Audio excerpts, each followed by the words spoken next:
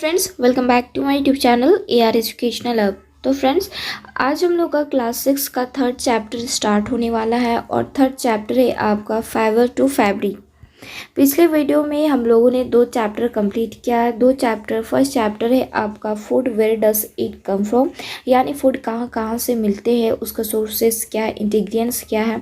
और second chapter था आप लोगों का कंपोनेंट्स ऑफ फूड, यानी components of food means food के क्या क्या वेराइटीज़ हैं और फूड से हम लोग को क्या विटामिन्स मिलते हैं, कौन से फूड में विटामिन्स मिलता है, कौन से फूड में कार्बोहाइड्रेट्स मिलता है, वो सब हम लोगों ने देखा था। और आज हम लोग का है थर्ड चैप्टर क्लास 6 का फाइबर टू फैब्रिक। तो सबसे पहले हम लोग ये फाइबर टू फैब्रिक आखिर होता क्या है वो हम लोग सबसे पहले जानेंगे। तो मोस्टली फाइबर टू फैब्रिक यानी जो आप क्लोथिंग यूज़ करते हो, चाहे वो उलन को या फिर सिल्क हो या फिर कॉटन के, ये जितने भी फाइबर, ये जितने भी प्रकार के फैब्रिक है, ये फाइबर, ये सब अलग अलग मटेरियल से बने हुए रहते हैं। जो आपका जो वुलन रहता है वो आपके वुलन ऊल से बने हुए रहते हैं, यानी एनिमल से। या फ्रेंड्स, बहुत सारे ऐसे क्लोथिंग हैं जो आपके एनिमल के स्किन से बने हुए रहते हैं, चाहे आप शूज़ वगैरह जो पहनते हैं वो भी एनिमल के स्किन से बने हुए रहते हैं। इसलिए मोस्टली जितने भी फाइबर या फिर हम लोग क्लोथिंग यूज़ करते हैं वो मोस्टली एनिमल से ही मिलता है हम लोगों को। तो इस चैप्टर में हम लोग काफ़ी सारे फाइबर के बारे में डिस्कस करेंगे, ऐसे फाइबर, उसके फैब्रिक क्या क्या से बने हुए रहते हैं, क्योंकि बहुत सारे क्लोथिंग अलग अलग फैब्रिक से बने हुए रहते हैं, जैसे कॉटन हो गया, सिल्क हो गया, उलन हो गया, और भी कई ऐसे फैब्रिक होते हैं जो हम लोग अपनी क्लोथिंग में यूज़ करते हैं। और हर एक फैब्रिक का अपना एक अलग क्वालिटी होता है, चाहे वो विंटर सीजन के अलग फैब्रिक कॉटन यूज़ करते हैं और वुलन हम लोग यूज़ करते हैं, समर में हम लोग कॉटन यूज़ करते हैं और वुलन हम लोग यूज़ करते हैं विंटर सीजन में। तो फ्रेंड्स, इस चैप्टर में हम लोग ऐसे ऐसे फैब्रिक के बारे में जानेंगे कि वो फैब्रिक आखिर बनते कैसे हैं और किस मटेरियल से बने रहते हैं, वो हम लोग इस चैप्टर में देखने वाले हैं। Paheli and Bujo won the first prize in a science quiz competition held at their school. पहेली और बूझो ने फर्स्ट प्राइज़ जीता है। उनके स्कूल में जो साइंस का जो क्विज कंपटीशन था उसमें उन लोगों ने फर्स्ट प्राइज़ जीता है। They were very excited and decided to the use of prize money to buy clothes for their parents. Then वो डिसाइड करते हैं कि जो प्राइस में वो जीते हैं मनी, वो अपने पेरेंट्स के लिए कुछ कपड़े खरीदने का वो डिसाइड करते हैं। When they so a large variety of cloth material, जब वे देखते हैं बहुत सारे मटेरियल क्लोथ के, दे गॉट कन्फ्यूज, देन वो कन्फ्यूज हो जाते हैं। ऐसे ही जिस तरह से पहले और बूझो कंफ्यूज हो जाते हैं काफ़ी सारे क्लोथ मटेरियल को देख के, उसी तरह आप लोग भी ज़रूर कंफ्यूज्ड होते हैं। मोस्टली हम लोग मॉल में जाते हैं तो वहाँ पे काफ़ी सारे वैरायटीज़ होते हैं, काफ़ी सारे मटेरियल्स होते हैं क्लोथिंग के, लेकिन वहाँ पे नाम भी पता, अगर आप ऐसे शॉप में जाते हो छोटे मोटे दुकानों में कपड़े के, तो वहाँ पे आपको नाम बोलना पड़ता होगा, लेकिन मॉल में मॉल में आपको डायरेक्ट जाके आपको जो भी क्लोथिंग, आपको अगर नाम भी नहीं पता है उस मटेरियल, उस क्लोथ का, देन तब भी आप उसको पसंद करके आप उसको परचेस कर सकते हो।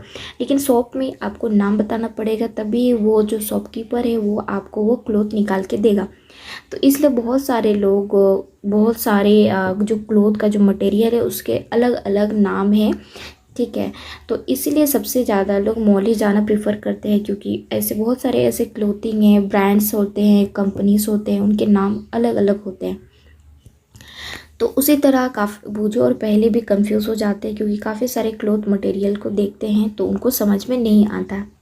The shopkeeper explained that some cloth or fabrics were cotton and some were synthetic.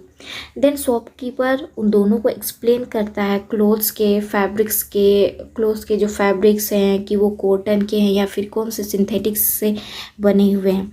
Ji friends, जब भी आप अगर शॉपिंग करने जाते हैं तो अगर आपको कंफ्यूज्ड होते हैं तो शॉपकीपर आपको सजेस्ट करता है कि वो अपने क्लोथ के फैब्रिक्स के बारे में आपको बताता है।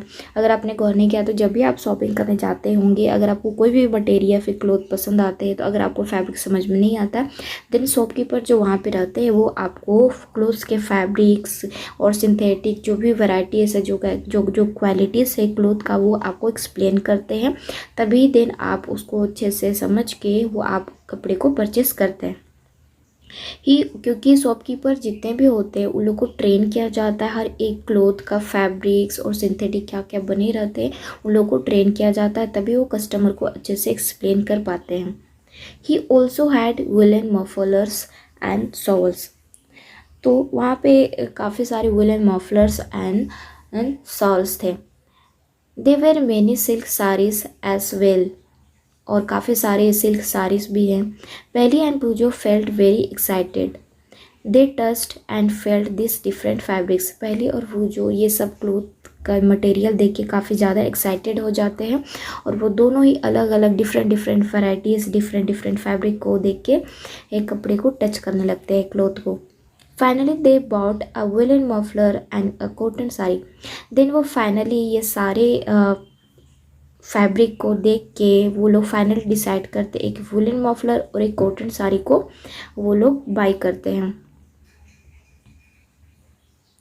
After their visit to the cloth shop, Peli and Bhujo began to notice various fabrics in their surroundings. They found that bed sheets, blankets, curtains, tablecloths, towels, and dusters were made from different kinds of fabrics. Shop में visit करने के बाद उन्होंने देखा, पहली और बूझो ने नोटिस किया कि ये शॉप में काफ़ी सारे फैब्रिक्स चारों ओर हैं, जैसे seats, bed sheets, blankets, curtains, table clothes, towels and dusters. अलग अलग के फैब्रिक अलग अलग जगह में पैम्पर करके रखे हुए हैं। Even their school bags and the gunny bags were made from some kind of fabric. Even जो स्कूल बैग और जो गनी बैग जो फीमेल यूज़ करती है वो भी अलग अलग फैब्रिक से बने हुए रहते हैं। They try to identify this fabrics as cotton. Then वो ट्राई करते हैं कि जो फैब्रिक है वो कॉटन का है, वूल, सिल्क और सिंथेटिक है। Can you also identify some fabrics. जब वे बैग्स को देखते हैं देन वो आइडेंटिफाई करते हैं कि जो बैग है वो किस फैब्रिक से बना है, क्या वो कॉटन है, वूल, सिल्क और सिंथेटिक, वो लोग आइडेंटिफाई करते हैं। तो क्या आप ऐसे ही आइडेंटिफाई करते हैं जब भी आप शॉप में जाते हो या फिर मॉल में जाते हो? तो सबसे पहले आप क्या करते हैं, सबसे पहले आप जो क्लॉथ का जो मटेरियल है उसको आइडेंटिफाई करते हैं कि वो किस फैब्रिक से बना है, वो फैब्रिक अच्छा है, ठीक है, क्वालिटी, वो सब। सबसे पहले क्लोथिंग का यही एक सबसे पहले क्लोथिंग में यही चीज़ देखा जाता है, फैब्रिक किस फैब्रिक से बना हुआ रहता है। वैरायटी ऑफ फैब्रिक्स का काफ़ी सारे वैराइटीज़ होते हैं।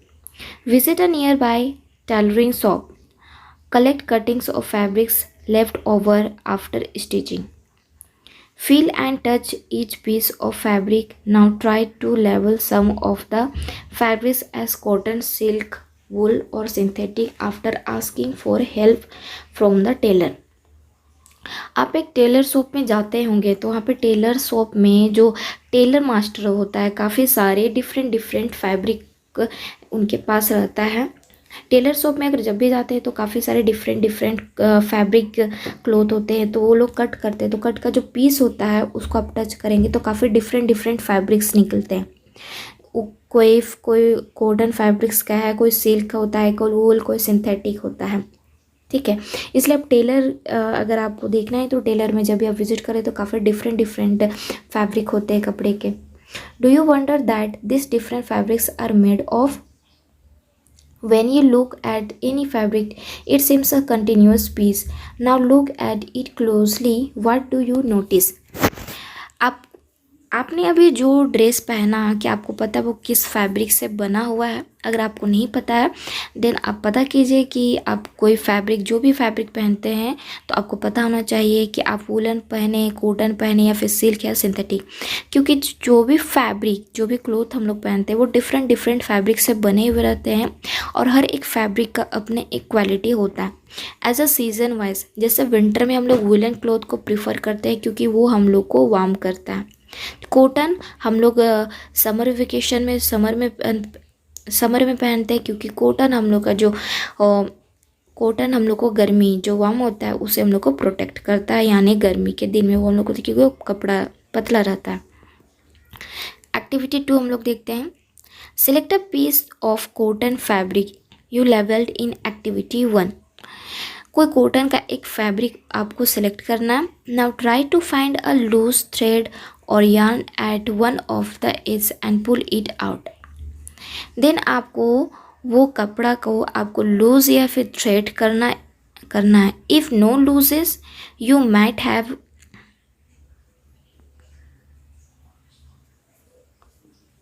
if no loses yarns are visible, you can gently pull one out with a pen or a needle.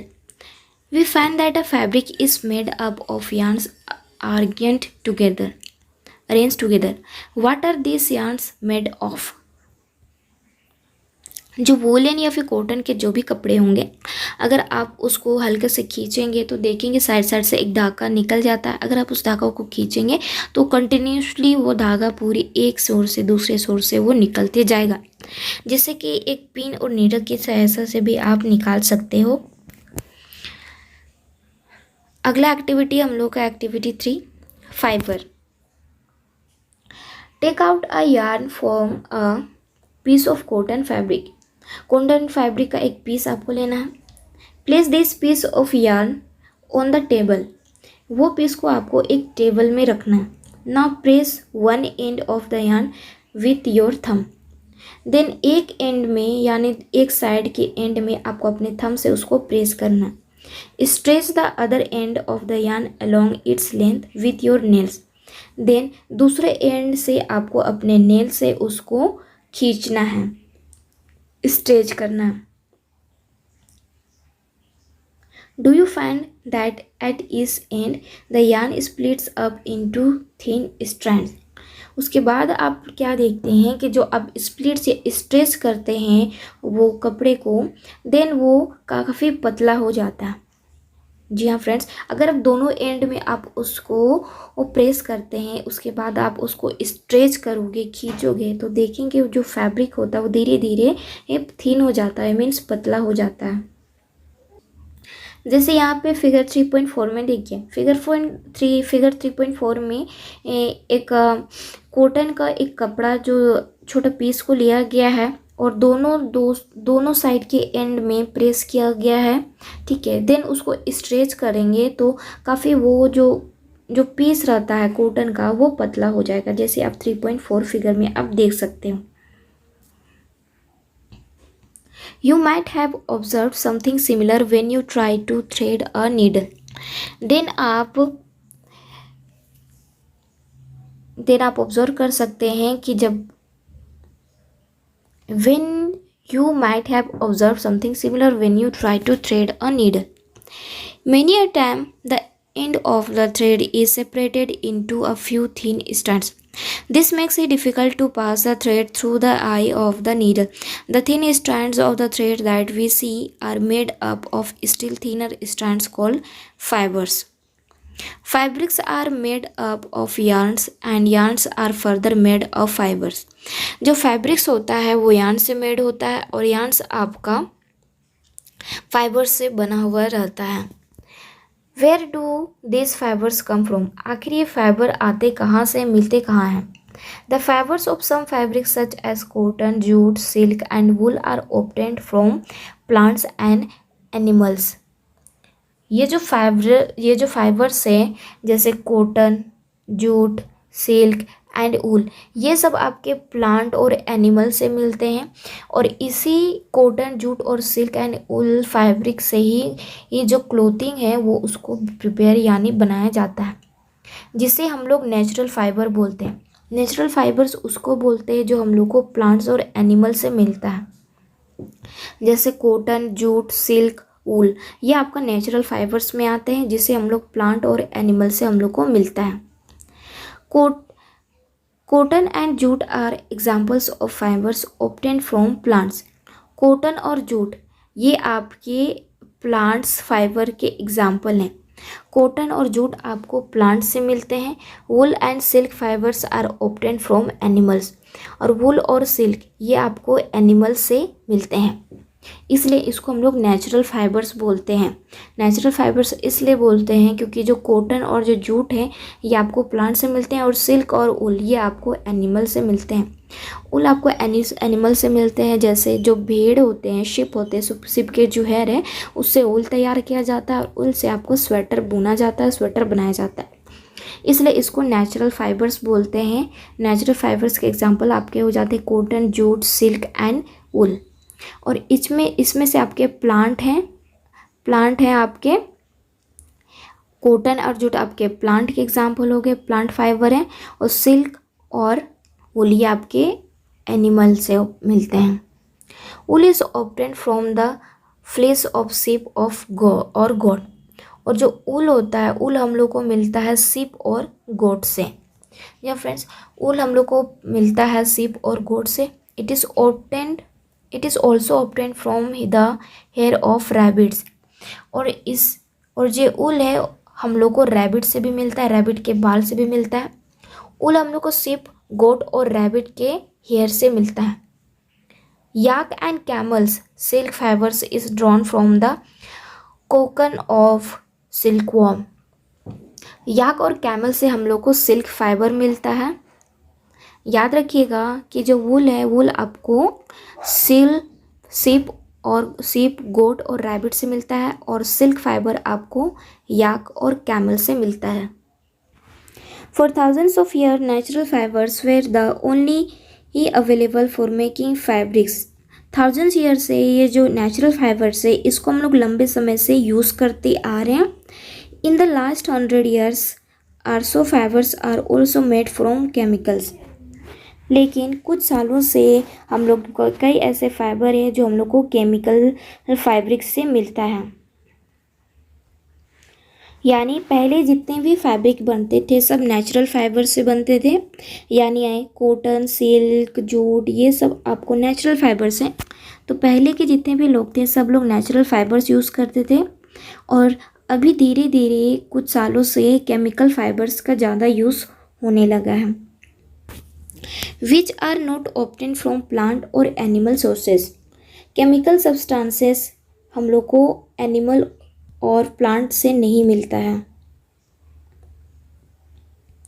जो केमिकल सब्सटेंसेस है वो हम लोग को प्लांट और एनिमल सोर्सेज से नहीं मिलता है। This are called synthetic fibre. Synthetic fibre किसको बोलते हैं? जो हम लोग को वो प्लांट और एनिमल सोर्सेज से नहीं मिलता है, यानी ही एग्जाम्पल है आपका इसका सिंथेटिक फाइबर का पॉलिएस्टर, नायलॉन और एक्राइलिक। ये आपका एग्जाम्पल हो गया सिंथेटिक फाइबर। सिंथेटिक फाइबर उसको बोलते हैं जो आपके प्लांट और एनिमल से नहीं प्राप्त होता है, ये आपको मिलता है केमिकल सब्सटेंस से।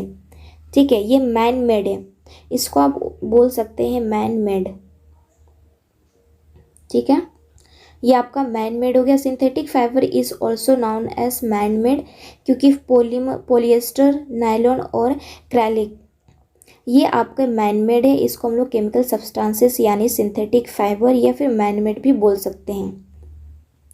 और इधर आपका जो नेचुरल फाइबर्स है, नेचुरल फाइबर्स आपके ये प्लांट और एनिमल से मिलते हैं, जो आपके एग्जाम्पल हो गए कॉटन, जूट, सिल्क और ऊल, ये आपके प्लांट और एनिमल से मिलते हैं। तो ये काफ़ी इम्पॉर्टेंट एग्जाम्पल है आपका सिंथेटिक फाइबर का।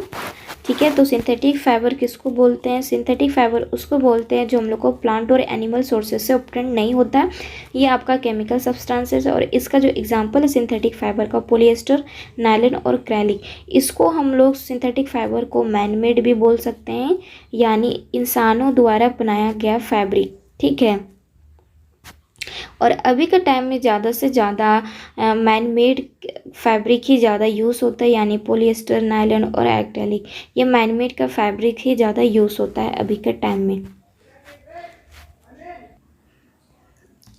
सम प्लांट फाइबर्स, कुछ ऐसे फाइबर्स जो हमें प्लांट से मिलते हैं, तो प्लांट से मिलते हैं। सम प्लांट फाइबर्स यानी कुछ ऐसे फाइबर्स जो हमें प्लांट से मिलते हैं, जैसे कॉटन।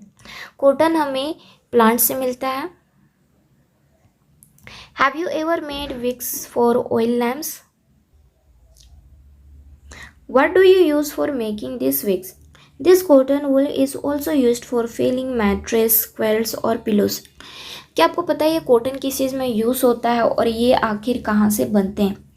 तो आपने देखा होगा कि लैंप और विक्स यानी जो जिसको आप बोल सकते हैं लालटेन जो मतलब पुराने ज़माने में यूज़ होता था। जो उसमें जो लैंप में हम लोग जो ऑयल में डालते थे वो हम लोग कॉटन का यूज़ करके हम लोग डालते थे, क्योंकि जो कॉटन है वो आग में अच्छी तरह से जलता है। This cotton wool is also use for filling mattresses, quilts और पिलोस। ये कॉटन का जो यूज़ होता है ये वूल कॉटन का मैट्रेस में यूज़ होता है, पिलोस में यूज़ होता है।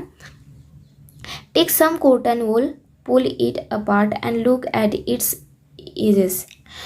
कुछ कॉटन वूल लीजिए, देन उसको एक एज में रखिए। What do you observe? Then आप क्या पाते हो? The small thin strands that you see are made up of cotton fibres. Where does this cotton wool come from? आखिर ये कॉटन एंड वूल आते कहाँ से हैं, कहाँ से बनते हैं? It is grown in the fields. और ये कहाँ ग्रो होते हैं? Cotton plants are usually grown at places having black soil and warm climate. Cotton का जो प्लांट है ये नॉर्मली ये ग्रो करता है ब्लैक सॉइल में और वार्म क्लाइमेट में। तो ये बहुत इम्पोर्टेंट है, आखिर ये जो कॉटन प्लांट है ये कॉटन प्लांट कहाँ ग्रो करता है और कौन सा वेदर में ग्रो करता है। तो वेदर कोई भी प्लांट की ग्रो करने में सबसे इम्पोर्टेंट वेदर का होता है, क्लाइमेट का होता है, क्योंकि क्लाइमेट यानी सीज़न के अनुसार ही कोई भी प्लांट अपना फ्रूट्स, अपना जो फल या फिर फूल वो देता है, जो काफ़ी इम्पोर्टेंट रहता है। उसी तरह जो कॉटन प्लांट है वो कॉटन प्लांट जनरली ये ब्लैक सॉइल में उगता है, ब्लैक सॉइल, ठीक है, और वार्म क्लाइमेट यानी ये वार्म क्लाइमेट के टाइम ये ग्रो करता है। वार्म क्लाइमेट मीन्स गरम क्लाइमेट यानी गरम सीजन में, ठीक है, गरम जगह में। Can you name some states of our country where cotton is grow? क्या आप ऐसे स्टेट या फिर ऐसे कंट्री का नाम बता सकते हैं हमारे कंट्री में जो कॉटन को ग्रो करता है? हमारे इंडिया में कुछ ऐसे स्टेट है जहाँ पे कॉटन प्लांट को लगाया जाता है। The fruits of the cotton plant, the fruits of the cotton plant, cotton balls are about the size of lemon। और ये कॉटन प्लांट का जो फ्रूट होता है यानी कॉटन बॉल्स ये लेमन साइज जितना होते हैं, जितना लेमन का साइज होता है उतना ही कॉटन प्लांट का कॉटन बॉल्स होता है। After maturing the balls burst open and the seeds covered with cotton fibres can be seen. और ये मैच्योर यानी बड़ा होने के बाद ये कॉटन बॉल को खोला जाता है और इसको फाइबर्स के रूप में कन्वर्ट किया जाता है। Have you ever seen a cotton field that is ready for picking? क्या आपने कभी देखा है जब कॉटन रेडी हो जाता है, अच्छे समय में वो बड़ा हो जाता है, देन उसको किस तरह से निकाला जाता है? It looks like a field covered with snow. जब कॉटन प्लांट से कॉटन के बॉल्स को निकाला जाता है तो ऐसा लगता है जैसे ये स्नो को कवर किया जाता है। स्नो बर्ड्स आपने देखा होगा, छोटे छोटे, यानी स्नो बॉल की तरह उसको कवर किया जाता है। From this balls cotton is usually picked by hand. और ये जो कॉटन बॉल्स है, कॉटन बॉल्स को यूजुअली ही हाथों से निकाला जाता है। Fibres are then separated from the seeds by combing. Then ये कॉटन बॉल को अलग किया जाता है उनके कॉटन का जो बीज होता है उस बीज से कॉटन बॉल को सेपरेट किया जाता है एक कॉम्बिंग के द्वारा, यानी कॉम्बिंग मीन्स एक कंघा के द्वारा। This process is called ginning of cotton.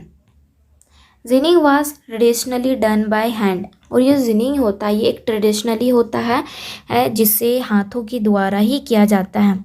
अभी का टाइम में जो कॉटन को सेपरेट किया जाता है सीड से, वो एक मशीन के थ्रू होता है। लेकिन अभी अभी अभी कुछ कुछ ऐसे स्टेट हैं जहाँ पे अभी भी ये जिनिंग के थ्रू यानी कॉम्बिंग के थ्रू सेपरेट किया जाता है कॉटन बॉल को सीड से। This days machines are also used for ginning. लेकिन अभी के टाइम में एक कॉटन बॉल को सीड से अलग किया जाता है मशीन के थ्रू।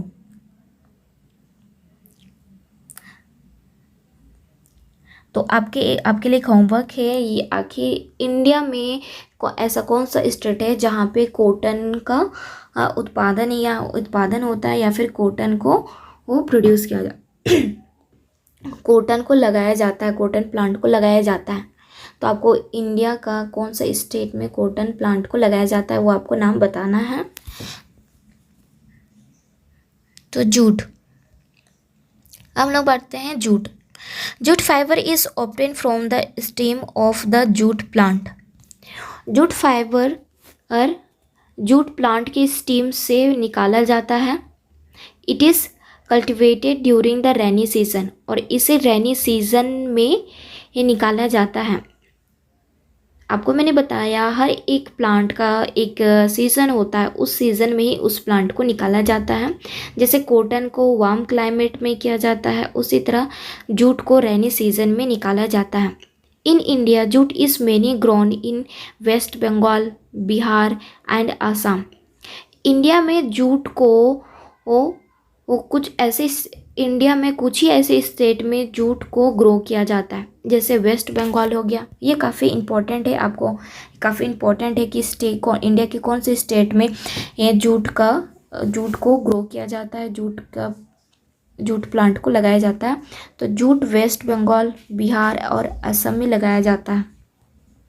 तो ये काफ़ी इम्पोर्टेंट है, इसको आप याद रखना है कि इंडिया में ये जूट को वेस्ट बंगाल, बिहार और असम में लगाया जाता है। The jute plant is normally harvested when it is at flowering stage. The stems of the harvested plants are immersed in water for a few days. The jute plant is normally harvested when it is at flowering stage. Jute plant को तब harvest किया जाता है जब ये jute plant अच्छे से floor होता है, अच्छे से ये बढ़ता है। The stem of the harvested plants are immersed in water for a few days. और ये जूट का जो प्लांट है उसको तब हार्वेस्ट किया जाता है वाटर यानी बरसात के कुछ दिन बाद, रेनी सीजन के बरसात के कुछ दिन यानी बारिश के कुछ दिन बाद जूट प्लांट को काटा जाता है, हार्वेस्ट किया जाता है। The stems, root and fibres are separated by hand. और स्टेम्स, रूट को वो सेपरेट किया जाता है बाय द हैंड।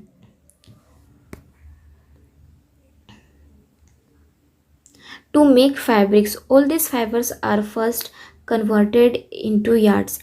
उसके बाद उसके बाद ये जो फाइबर है इसको कन्वर्ट किया जाता है yarns. How is it done? तो आज हम लोगों ने काफ़ी इम्पोर्टेंट चीज़ पढ़ा है कि फाइबर का जो फैब्रिक होता है, जितने भी क्लोथ्स का, वो आखिर किस फैब्रिक से बने हुए रहते हैं, ठीक है। और कुछ इम्पॉर्टेंट चेंज की इम्पॉर्टेंट हम लोगों ने पढ़ा है कि नेचुरल फाइबर्स किसको बोलते हैं। नेचुरल फाइबर्स का एग्जांपल ये आपको नोट डाउन करना है, ठीक है, एग्ज़ाम के पॉइंट ऑफ व्यू से, क्योंकि एग्ज़ाम के लिए काफ़ी इम्पॉर्टेंट है कि आखिर नेचुरल फाइबर्स होता क्या है और नेचुरल फाइबर्स के एग्जाम्पल क्या है। उसी तरह सिंथेटिक फाइबर होता क्या है और सिंथेटिक फाइबर के एग्जाम्पल, ठीक है। और कॉटन इंडिया के कौन से स्टेट में ये लगाया जाता है, और कॉटन को कौन सा क्लाइमेट यानी कौन सा वेदर यानी कौन सा सीज़न में कॉटन प्लांट को उगाया जाता है, और कॉटन को किस तरह से सेपरेट किया जाता है सीड से बाय कॉम्बिंग, ठीक है, इसको आपको लिखना है। और जूट कौन से सीज़न में लगाया जाता है और इंडिया के कौन से स्टेट में जूट को ग्रो किया जाता है, और जूट जो है वो कब हार्वेस्ट होता है वो आपको करना है, ठीक है, नोट डाउन करना है, क्योंकि एग्जाम को पॉइंट ऑफ व्यू से काफ़ी इंपॉर्टेंट है। आपको मैंने बताया एक्सरसाइज में नहीं कराऊंगी, रिवीजन के दौरान हम लोग एक्सरसाइज जरूर रिवीजन करेंगे जब हम लोग का साइंस का जो सब्जेक्ट है हर एक चैप्टर कंप्लीट हो जाएगा तब। तो होप सो हम लोगों ने अभी जितना भी पढ़ा आपको समझ में आ गया होगा, और जो भी इम्पोर्टेंट पॉइंट है वो आपको लिखते जाना है, ठीक है। नेचुरल फाइबर्स किसको बोलते हैं, फाइबर किसको बोलते हैं, और सिंथेटिक फाइबर किसको बोलते हैं। एग्जाम्पल आपको बताना है, कॉटन कौन सा वेदर में उगाया जाता है, फिर कॉटन को किस तरह से सेपरेट किया जाता है सीड से, वो सब। और जूट कौन सा और सीज़न में उगाया जाता है, और जो जूट है वो किस तरह से सेपरेट किया जाता है, और जूट इंडिया के कौन से स्टेट में जूट मिलता है, ठीक है। ये सब आपको नोट डाउन करना है, काफ़ी इम्पोर्टेंट है। तो आज के लिए बस इतना ही। होप सो आपको आज का जो वीडियो अच्छे से समझ में आ गया है। तो प्लीज़ जितना भी मैंने आपको बताया है नोट्स नोट डाउन करना है, वो काफ़ी इंपॉर्टेंट है, तो नोट्स ज़रूर बना लीजिएगा। मिलते हैं हम लोग अपने नेक्स्ट वीडियो पे, नेक्स्ट पार्ट पे, जहाँ पे हम लोग स्टार्ट करेंगे स्पिनिंग कॉटन यार्न से, ठीक है। और नेक्स्ट वीडियो में हम लोग कुछ ऐसे स्टेट्स के बारे में जानेंगे जो स्टेट में कॉटन लगाया जाता है या फिर जूट, वहाँ पे कौन से मोस्ट। नेक्स्ट वीडियो में हम लोग ऐसे स्टेट के बारे में जानेंगे जहाँ पे ये सब का क्लाइंबिंग होता है, ये सब को लगाया जाता है, ठीक है। क्योंकि ये काफ़ी इंपॉर्टेंट है, किस तरह से हार्वेस्ट किया जाता है वो भी हम लोग देखेंगे नेक्स्ट वीडियो में। तो नेक्स्ट वीडियो में अब स्किप मत कीजिएगा, क्योंकि काफ़ी इंपॉर्टेंट होने वाला है। तो मिलते हैं हम लोग अपने नेक्स्ट पार्ट वीडियो पे। तब तक के लिए आपको मैंने जो भी नोट डाउन करने के लिए बोला है वो आपको नोट करना है।